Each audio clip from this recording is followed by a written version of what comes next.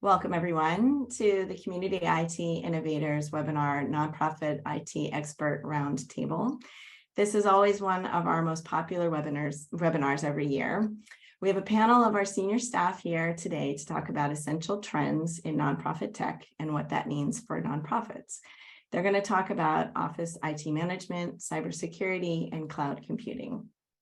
And we are going to leave as much time as we can for some questions and answers. So please submit your questions through the Q&A feature at any time today, and I'll either break in to ask them or we'll save some time at the end as well. And anyone staying to the end and taking our survey to give us some feedback today will have a chance to win a $25 gift certificate for helping us improve our survey. So we really appreciate that. My name is Carolyn Woodard. I'm the Outreach Director for Community IT, and I'm the moderator today. I'm very happy to hear from our experts. Johan, would you like to introduce yourself? Yeah, thank you, Carolyn. Very happy to be here this afternoon, and my thanks to everyone who's joining us. My name is Johan Hammerstrom. I'm the CEO at Community IT. I've been here for over 20 years and have enjoyed working with nonprofit organizations and helping them use technology. And one of the exciting things about technology is that it's always changing, and I'm really looking forward to today's discussion to talk about some of the trends that we're anticipating in the coming year. Great. It's nice to join with everyone here today. My name is Matt Eshleman, and I'm the Chief Technology Officer at Community IT. I'm actually coming up on my 21st anniversary as being an employee owner here at Community IT, and enjoying the range of organizations that I get to interact with, and the insight that I gain from getting to work with so many different organizations, and some of that I think will get reflected back as we talk a little bit about the cybersecurity trends that we saw last year and what we anticipate coming into 2023. And I'm Steve Longenecker. I'm the Director of IT Consulting at Community IT. I'm the rookie of the crowd. I've been here for only 18 years. I love this annual webinar. I enjoy arguing with Johan and Matt anyway, so we might as well do it for our audience's benefit. It's a pleasure to be with you today. Before we begin, if you're not familiar with Community IT, a little bit about us. We are a 100% employee-owned managed services provider, and we provide outsourced IT support. We work exclusively with nonprofit organizations, and our mission is to help nonprofits accomplish their missions through the effective use of technology. We are big fans of what well-managed IT can do for your nonprofit. We serve nonprofits across the United States. We've been doing this for over 20 years, and we are technology experts. We are consistently given the MSP 501 recognition for being a top MSP. All right, so we have some learning objectives for today. We are going to hope by the end of the webinar today, you will have some understanding around essential IT trends for nonprofit management in terms of office trends, cybersecurity, and technology. So we're going to look at these trends through these three lenses with the different experts in those areas leading those conversations for our 10 to 15 minutes slots. We also are going to have a little time to learn about the IT that's needed at different sizes and stages of growth, and that will just come up naturally through our conversations. This today is part one of our Tech Trends panel discussion, focusing on essential trends that every office and every nonprofit needs to be doing now and planning for doing for the next 3 to 5 years as part of well-managed IT. In February, we are going to have part two with a panel of experts addressing more forward-looking trends and opportunities that tech-savvy nonprofits will want to be pursuing and investing in. I want to remind everyone that Community IT is vendor agnostic, and this presentation is to discuss how nonprofits are using technology tools. We will only make specific recommendations for our clients based on their specific business needs. So we're going to start out, as we often do, with a poll. So what size is your nonprofit? We know that different sizes have different IT needs and maybe are looking at these trends that we're going to be talking about today in kind of a different lens. So the options are from 1 to 10 size nonprofit, from 11 to 25, from 26 to 100, 101 plus, or it just doesn't apply. You're not part of a nonprofit that is that size. So I'll give people another moment or two to answer. All right, and I'm going to go ahead and share the results. Johan, would you like to share with the audience the results? Yeah, thank you everyone for inputting your response into the poll. We have 4% of our attendees, that's one attendee who's in the 1 to 10 range, about 20% in the 11 to 25 range. Most of the attendees, about 2/3, are in the 26 to 100 range, but we do have another 20% of the attendees in the over 100 range. So it's a pretty nice mix of organizational sizes represented on the webinar today. Thank you. And I think that, there's different, like you have different sizes, different levels of maturity. Maybe you're a startup and you're growing quickly. Maybe you grew really quickly, so you grew to a large size, but you still kind of have a startup mentality. Maybe you're at an older organization that's been kind of mid-sized and doing what you do for, decades, perhaps. So there's different technology needs at those different levels, but for sure, thank you so much for sharing that with us. All right, so our next poll, we're gonna jump right into a second one. And I'm gonna, Johan is going to read through the options that we have here for how complex your IT needs are at your organization.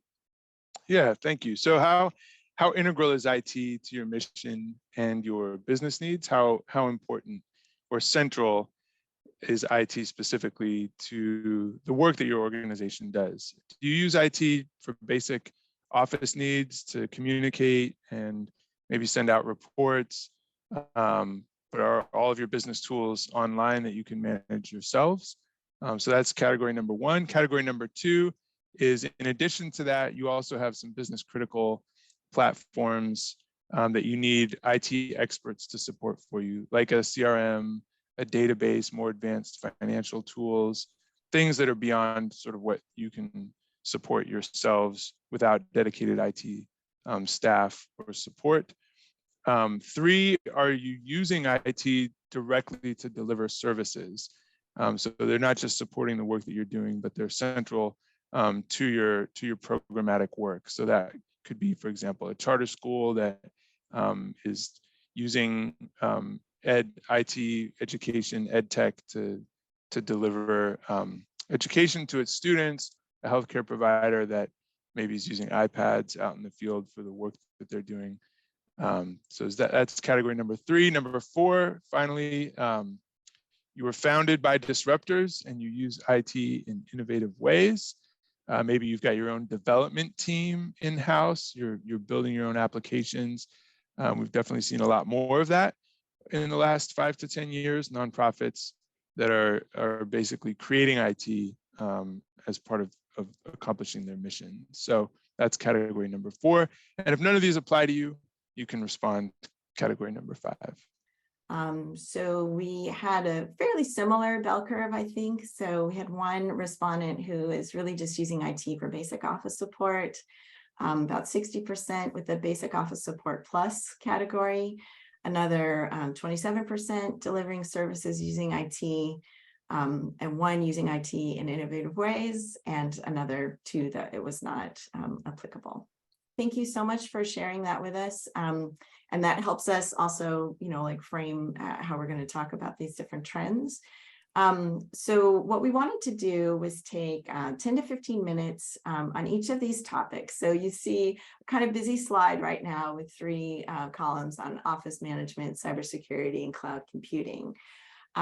So I feel like in our, when we were preparing for this webinar, we talked a little bit among the panelists about that we've kind of reached an inflection point. So our initial impressions when we talked about this was that maybe the future is not as unpredictable now as it was a couple of years ago.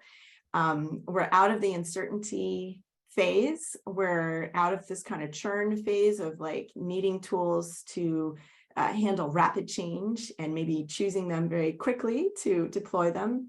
Yeah, I mean, I think, as we were thinking about trends, what we're seeing with the organizations that we support, and what we actually are, to be honest, like seeing with ourselves as a business is, a shift that we're kind of in the, I hate to say it, but I feel like we're in the post-pandemic stage now. I know Matt and I were talking once, and he's like, yeah, he's got some good epidemiologist friends, and they were telling him the pandemic's over when everyone decides it's over. Like, there's no sort of epidemiological definition of the end of a pandemic. It's sort of like we all kind of decide, okay, we're getting back to normal life. And what I mean by that, and the impact that has on the work that we do, is that for 2020, 2021 certainly, and for a good part of last year, we were still very much responding to a very fluid, dynamic, and unpredictable world. So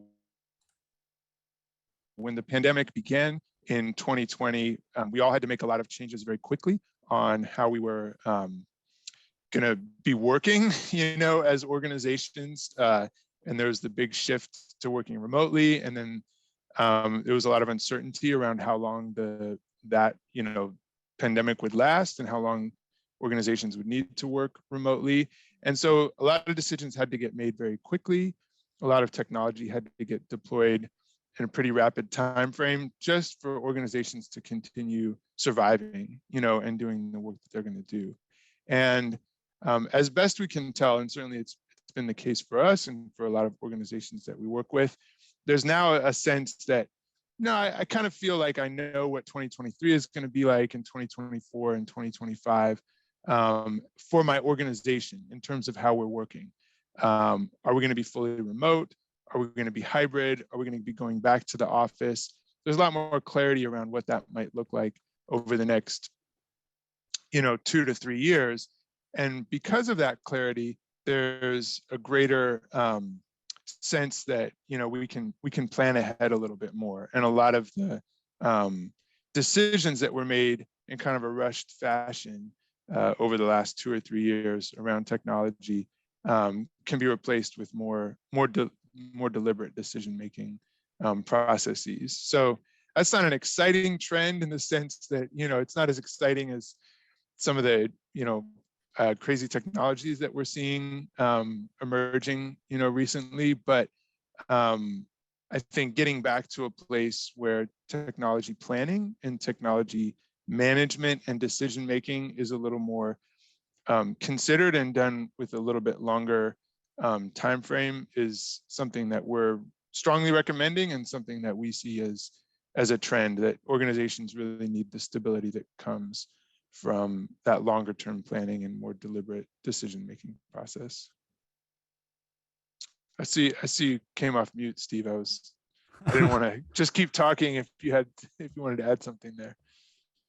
Well, yeah, obviously we discussed this ahead of time, and that is kind of what we were feeling, that is a significant trend, and particularly in contrast to how things have felt during the pandemic. Not that, again, the line between the pandemic being something that we're living with and something that we look at in the rearview mirror is not going to be a bright line, and I'm sure many of us feel like we're still living with it for sure. But yeah, we are definitely seeing clients doing more budgeting and planning. I think it's also interesting that some of the things that the pandemic changed, like to say things are getting normal again, is true in the sense that we are feeling a sense of normalcy, but it's not the same normal that preceded the pandemic. There may be some things that have returned. I know that some of our clients, particularly the larger ones, are very interested in having people be back in the office, maybe full time like they were before the pandemic, but at least part time. But frankly, some of our smaller clients that have found that found during the pandemic that they could do their service to accomplish their missions without being in the office. It's very freeing to work remotely. Employees certainly appreciate not having to do a daily commute, but also, there's an opportunity to save on office costs, and some of the things that maintaining an office requires, both in terms of IT and in terms of not just IT. So it's not like we've gone back to the way things were before the pandemic. Some things have changed forever.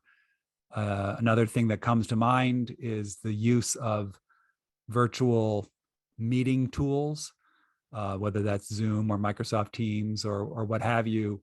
All those funny videos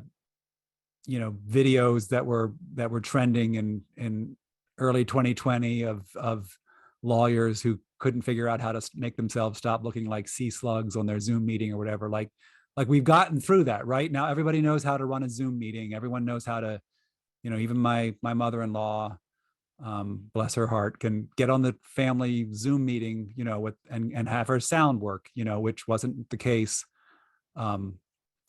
when the pandemic started. It's like some of that stuff's just been burned into all of us. So it's different.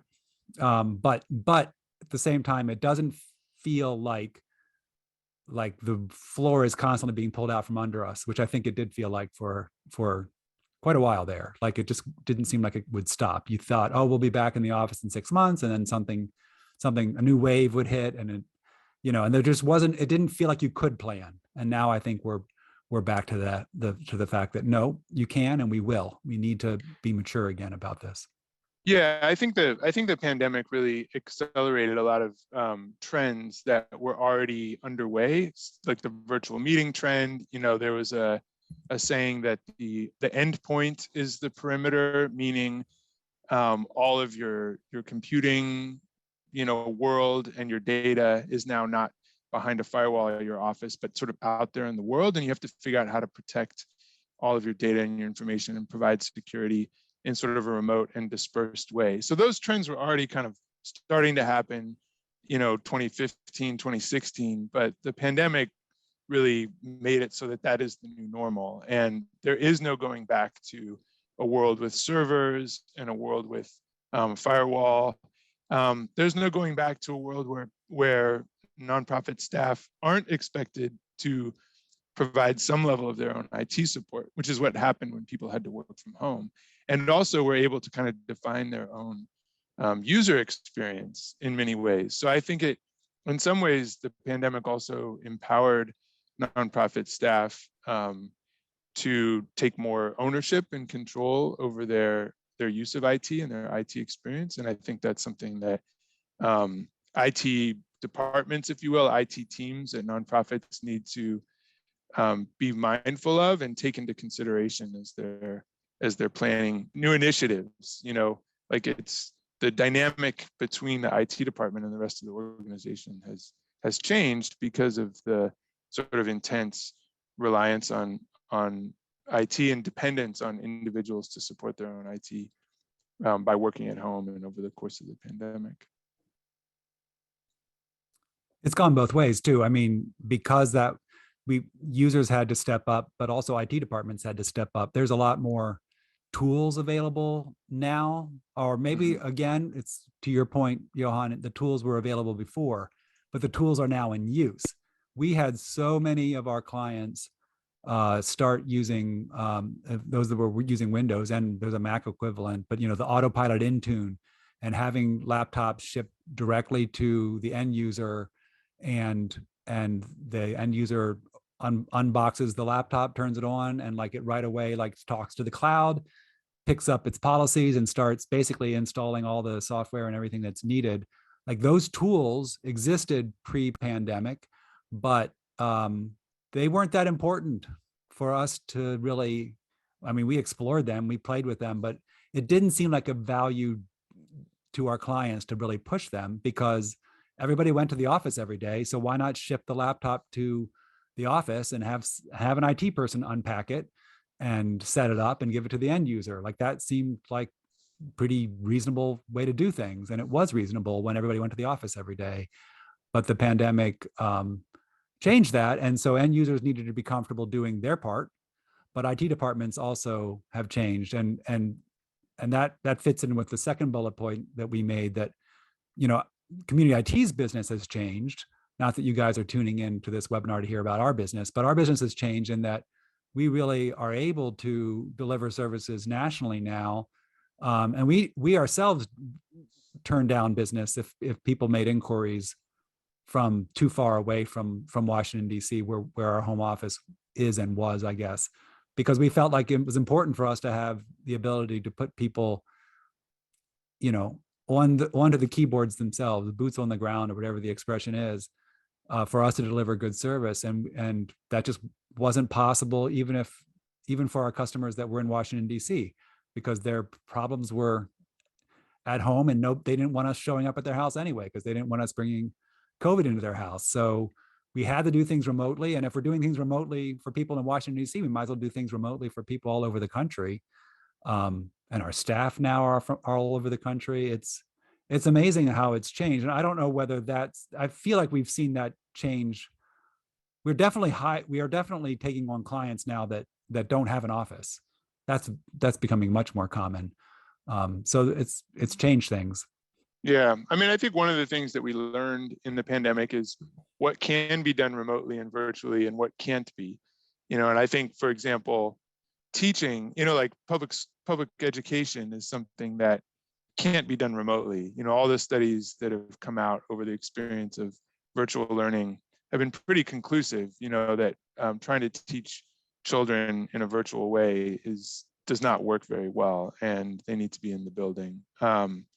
I think on the flip side, what we've learned is that you can actually do IT support and you can deploy IT solutions pretty effectively in a remote way. And I think that's something that, as organizations look to 2023 and the next 3 to 4 years, can kind of count on that. Like it's this whole remote working. Now it's going to vary. Certain organizations have to be on site, like they have to have offices. And I think one of the trends that we've seen is that larger organizations also tend to be returning to the office, and returning to hybrid work environments more than smaller organizations. So being able to work remotely is not a one size fits all solution. Being able to deliver IT solutions effectively to remote and dispersed staff has been very effective, and I think that's a trend that will continue.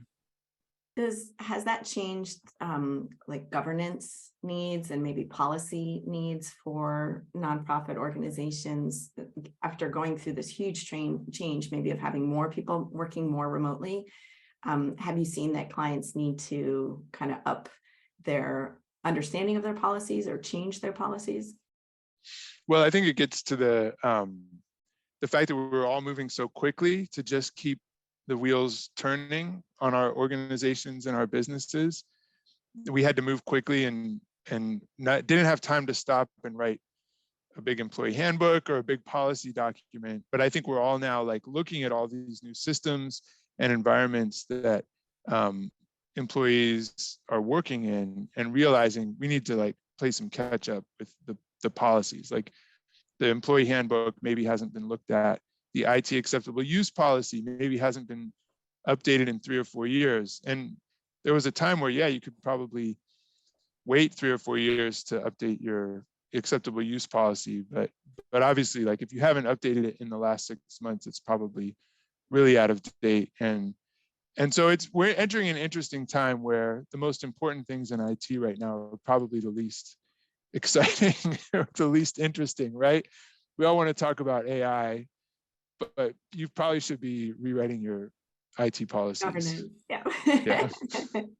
That is a great segue. We have a question from someone who wants to know, will community IT provide device lockdown to nonprofits with all remote teams, meaning to limit the use of the device to help increase cybersecurity? So you were talking earlier about being able to deploy the laptops remotely to the end users. And I want to make sure we have plenty of time for Matt to be able to talk about cybersecurity. And I think that relates to governance as well. Like, what is your policy for that use? So I'm going to turn it over to you. So we're going to talk a little bit more about cybersecurity, issues with cybersecurity insurance, some hacks that are recently in the news, MFA and SSO, and what those means and what that will mean for nonprofits.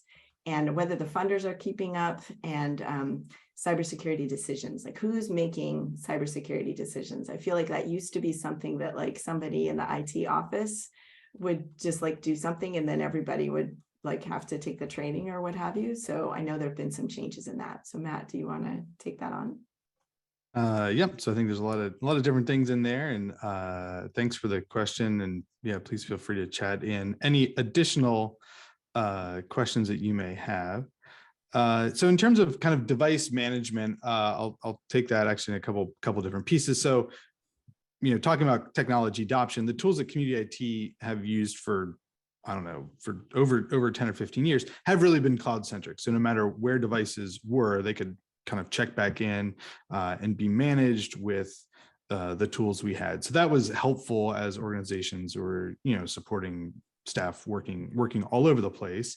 I think the interesting kind of side kind of element to that question in terms of maybe device lockdown is kind of employee monitoring or productivity tracking. There's kind of a whole cottage industry of those type of solutions. And I will say, in general, we have not deployed or even recommended those types of solutions to be in place. I think our approach has been largely to, manage and kind of handle staff performance in other ways. And so again, if you were having problems with staff while they were in the office, or not, kind of just that transition to remote work, maybe exacerbated that or kind of didn't change it. And so, the idea that you're going to have like a technology way to kind of monitor your way out of employee performance and productivity is kind of not something that we've really gotten into. I think that being said, I think kind of coming back to Johan's point about the employee handbook, I think having that content in there, like, well, what are the expectations around, kind of personal or incidental use of a corporate asset to be used for personal, traffic or personal use. I think that's a discussion that the organization needs to have, and that needs to be clearly communicated. I think the same thing goes for mobile devices, as is the case. Many people are using their personal devices to access corporate data, and I think nonprofits have, in general, been in favor of that. Have been happy. That's like been a nice thing to be able to do.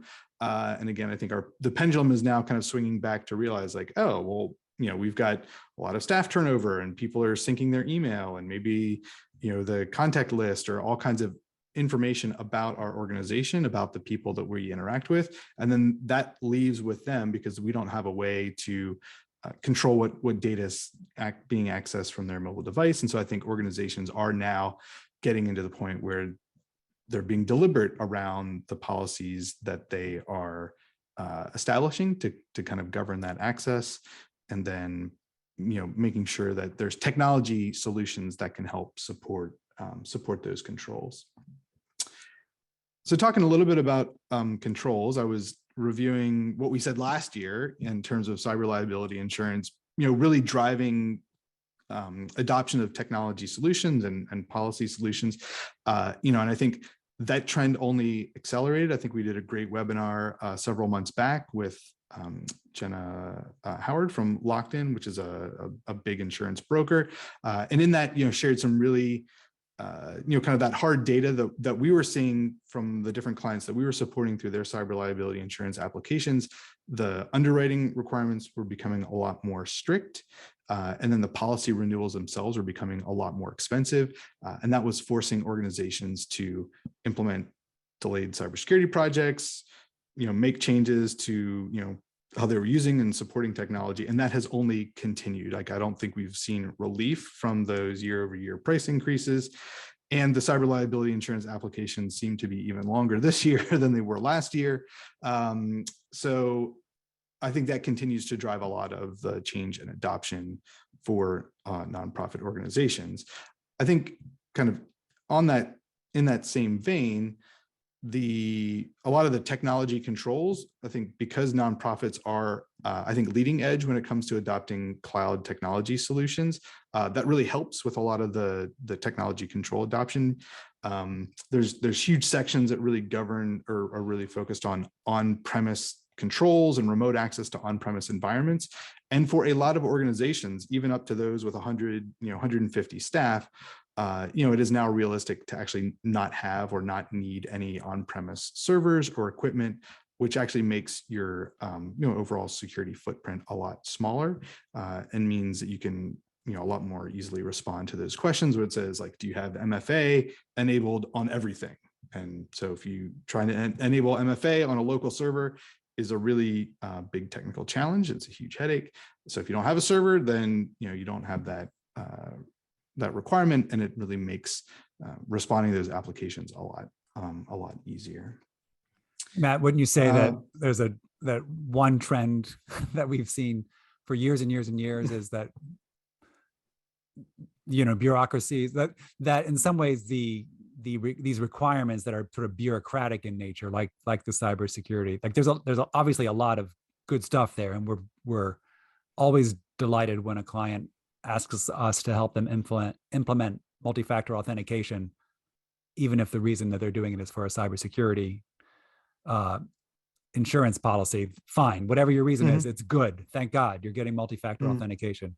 But some of the things that people are being asked to do, like I know we have a client that has a lot of remote staff and having to update their password every, I don't know whether it's every 3 months or 6 months to meet their cybersecurity insurance requirements is a real headache for them. And nowadays, we're seeing, Microsoft issue guidance that, passwordless is the way to go anyway. Like they're just like changing your password every 6 months has its own costs, including the fact that people tend to write them down because they can't remember them because they're changing them all the time, et cetera.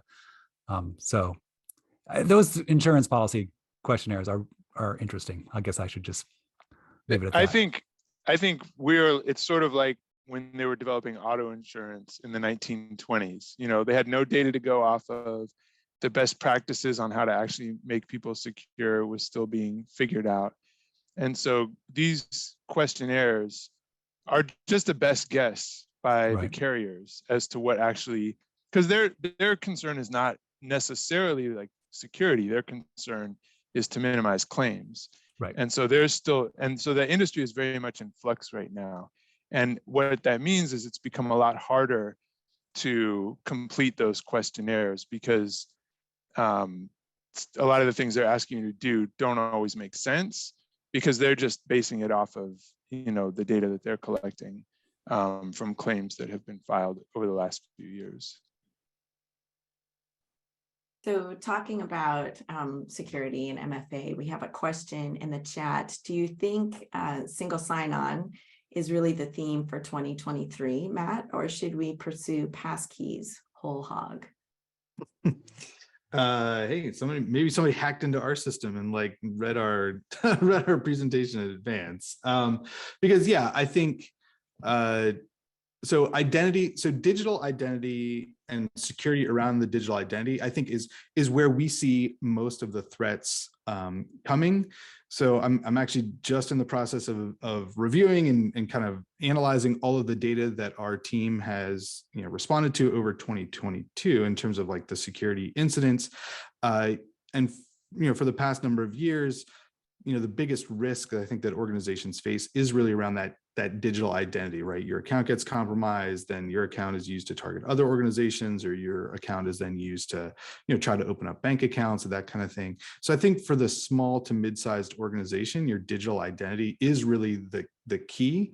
And that requires, I think, the most focus. I think that's why we've been so, emphatic around multi-factor authentication. I think a couple of early data points that I'm seeing in the data this year is that I saw some more cases where we were responding to compromised accounts beyond just the primary user identity, their Office 365 account or their Google account. A person's Facebook account gets compromised, their LinkedIn account gets compromised, like something else. And so that's why I think single sign-on becomes really appealing. Kind of interestingly enough, like single sign-on with your one username and and password combination, then that kind of grants you that identity, then grants you access to many other linked systems, as opposed to using a password manager where you are just storing that username and password in the application, and then that's getting inserted into all of those different websites. And so if you can, in the event of a breach, right? So we had LastPass is the year-end security nightmare that everybody's reading about. If you were involved in that or caught up in that, like now you really need to go through and you should reset all the passwords in there. And so if you're like me, that could be 100 or several hundred accounts that you need to go through and update and reset. Whereas if you were in a single sign-on environment, that would be one password, right? And so the mechanics of maintaining the integrity of that digital identity, it's a lot easier to kind of monitor, adapt, and then address if there are problems in the future. And so I do think that the barrier to implement single sign-on for your organization really continues to fall. And so now if you're, even 10, 15 staff organization, implementing single sign-on would probably be a good use of time, because there's so many integrations that are now available that mean that you can do that implementation. If you're an Office 365 or if you're a Google customer, there are easy ways to do that integration. Vendors like Okta, continue to be a good partner to the nonprofit sector in terms of offering discounts and donations. And so you can get a really great enterprise-grade single sign-on solution to help protect that digital identity in a way I think that's much more effective than password managers can be. So so I think it's a great question, and I would certainly advocate for SSO solutions to be at the top of any organization's list as they look at what they're going to pursue in 2023. We have a couple more questions in the chat, Matt. One is, how does MFA work for multiple volunteers who need to access a nonprofit computer, especially if they don't have a phone for authentication? Are there other devices? And we had another question that was, how does single sign-on work with multiple apps and integrations? We do have a blog post up about kind of the basics of single sign-on. So I'll put that in the transcript, but I wonder if you wanted to answer MFA best practices for like volunteers or people who don't have a phone. Mm-hmm.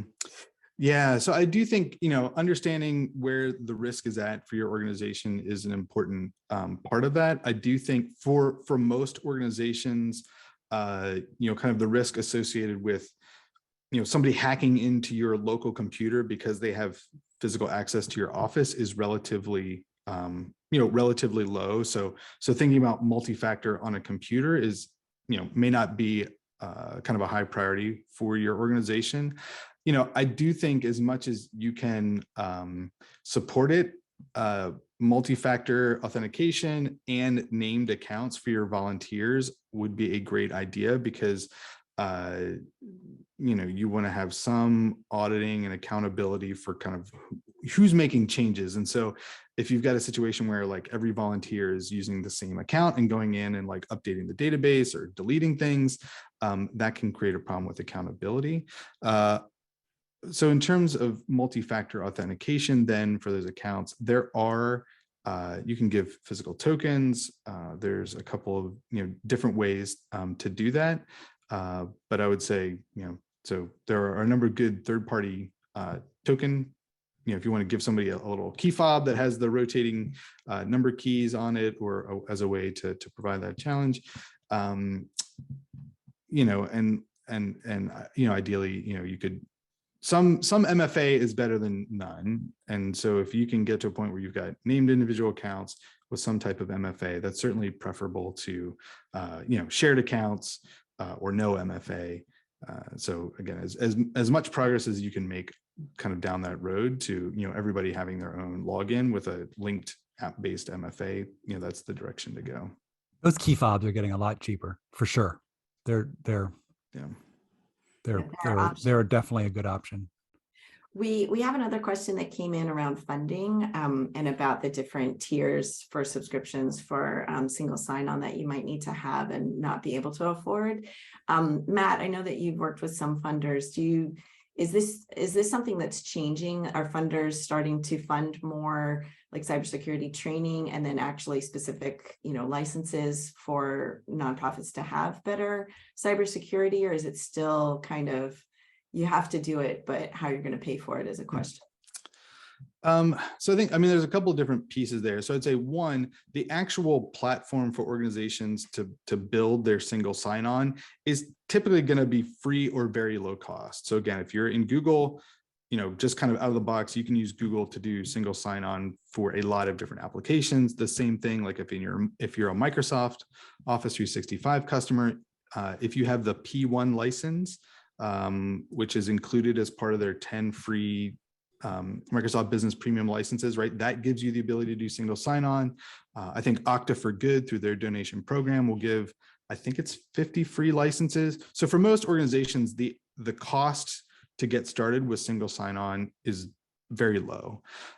Where the costs can creep in are the applications that you want to integrate with. I don't know, Slack or something, like you have to have the upgraded tier, and that costs, and maybe you're at the business basic. So again, I think that trend has changed. I mean, I can't predict what individual vendors are going to do, but I do feel like SSO is going to become more and more table stakes. You don't get to make it a premium service. And that might not all have, it may be optimistic to call that a 2023 trend, but I feel like it's the beginning. Like at this point, there was a time, I think, when MFA was considered kind of a premium service, that if you wanted to have MFA, you might need to pay a little bit more. And now if you don't offer MFA, what kind of service are you providing? I think it's going to happen with SSO the same way. It might take a couple more years for the vendors to catch up to that, but I just think it's going to be a reality. I agree with you, Steve. I think the exception will be like SaaS solutions that have like a small office, home office, offering, and then a business offering. If it's just built into their business model, just say like, oh, you're whatever, like 2 or 3 people, you're not getting SSO. You have to be a business, Right. So I could see that not changing. But I think you're right. Like the kind of extreme, having an additional cost on top of the business licenses you're already paying for. I agree with you that should be going away. So maybe our advice is to wait that out. I don't know. It's a tough call. I mean, I do think single sign-on is very important. So at some point, I do get frustrated sometimes with people who, and I don't want to put this on the person who asked that question. It was a great question, but it's like electricity, it costs so much. What am I going to do? It's like, well, like you got to run a business, you got to have electricity. I'm not sure SSO is on the level with electricity yet, but some of these cybersecurity things are becoming, but critical. I do think, I'm sympathetic, because I do think there are some software vendors who are just like, it's kind of like, well, you pay this much for access, but if you want to protect your data with a password, you got to like buy more. It's like, that's irresponsible to be selling a solution. You can't. Agreed. Yeah, it will change. It will change. But for that reason, I think we will see it change. I want to make sure this is a great conversation, but I want to make sure that we have a little time for cloud computing, and let Steve talk a little bit more about some of how we use technology now, and maybe formal training versus kind of training yourself, and how that is changing, and how nonprofits are, like we talked before, they're kind of settling into the tools that they're using, and what you're seeing in that line, Steve. I'm going to jump back. I do think we missed, I will do that in a second. I do think we missed the question about single sign-on versus pass keys that the one of the audience members asked. And so pass key, I think, referring to sort of the whole passwordless approach that, Microsoft is now, they recently put out a press release because it got written up in the Washington Post, which is my home paper. Like it's getting some attention because they must have put out some good marketing on it. I feel like speaking of trends, I feel like that's coming, but the whole passwordless approach is maybe something that we'll be talking about on this trends conversation a year from now or so. Like I feel like Microsoft's blazing the trail. They're definitely pointing the way, but it's only this year's past that like all my bank accounts have finally gotten good, decent MFA on them. And like you'd think a bank would be ahead of the game on that, but they're just not. It's like some of these things just take time to come into place. All right, so shifting to cloud computing, yeah, it was my assignment to maybe speak a little bit about some of the trends that we're seeing in cloud computing specifically. And we identified three when we were doing our prep for this webinar. One of the things that we've observed, and this may not be a trend for 2023 per se, but it's a trend that we've seen, gaining speed, and it fits with what Johan was talking about when talking about office management, with the fact that so much stuff got rolled out so quickly by necessity during the pandemic. There's a shift about how training issues are addressed, and maybe there just didn't feel like there was a good opportunity in some ways to do a lot of formal training during the pandemic. And the way you might have done training in the past was get everybody together in a conference room, and that wasn't possible. But we are observing that in general, that there's less training for a lot of platforms and technologies.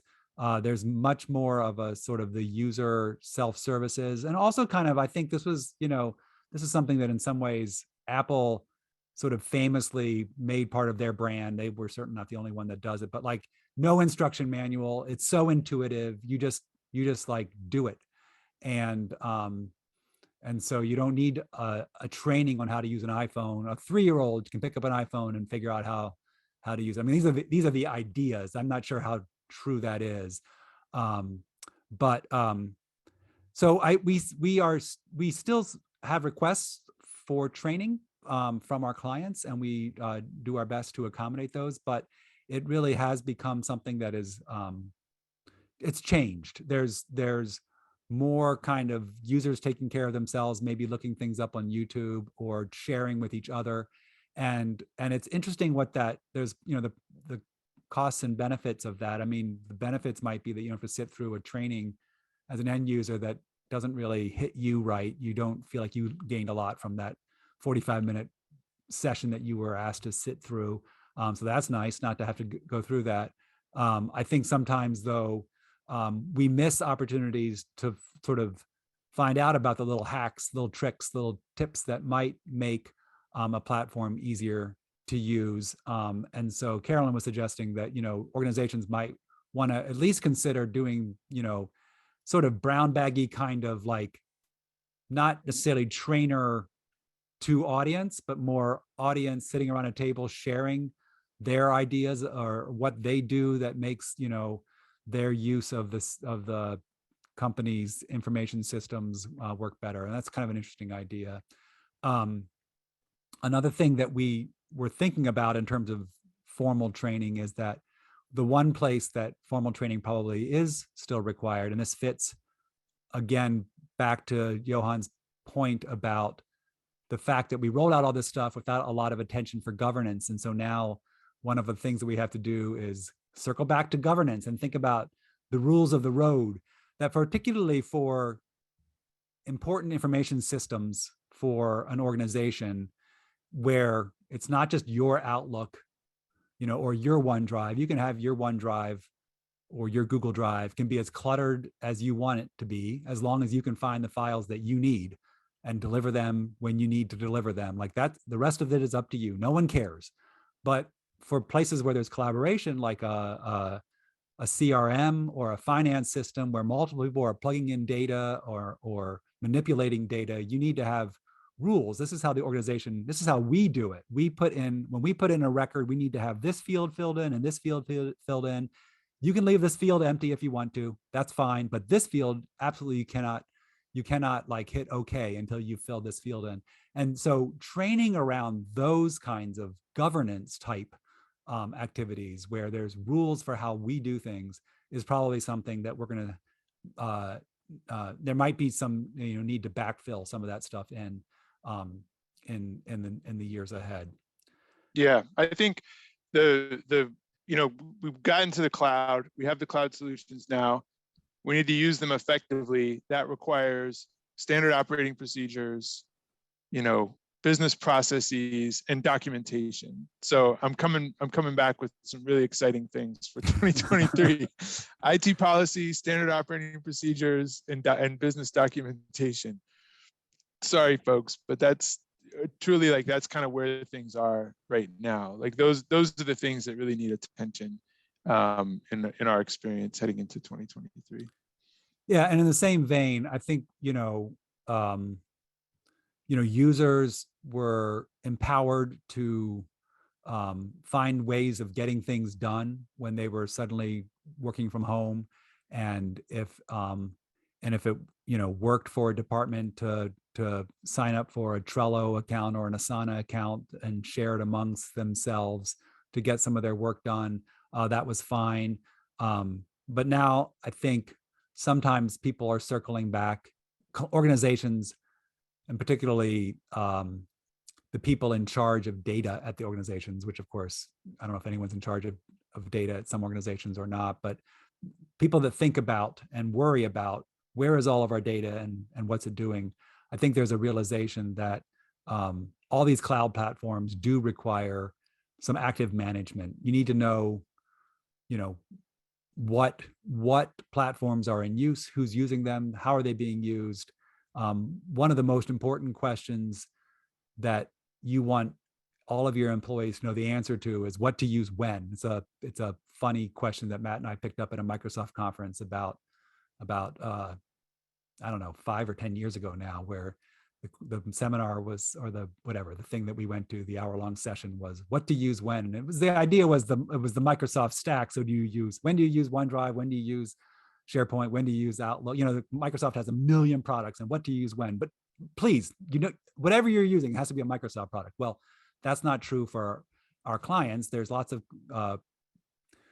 lots of platforms outside of Microsoft's world that our clients are using, but you want your employees to know what to use when, and helping that establish those rules takes management and takes work.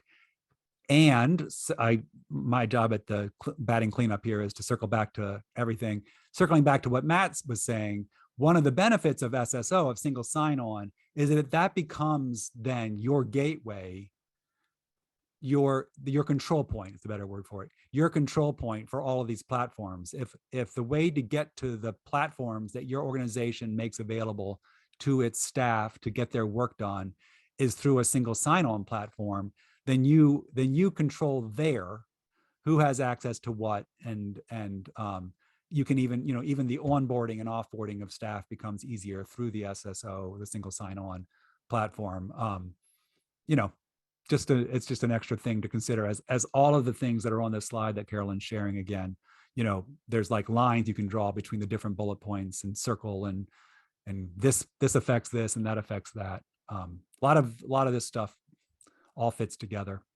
That was a great wrap up, Steve. Thank you for batting cleanup for us. So yeah, I put up this slide again, and we will be sharing, I forgot to mention earlier, so we're going to share all of these slides and the recording and podcast episodes and a transcript. So I hope nobody worried too much about taking notes today, because that will all be available for you to follow up on it.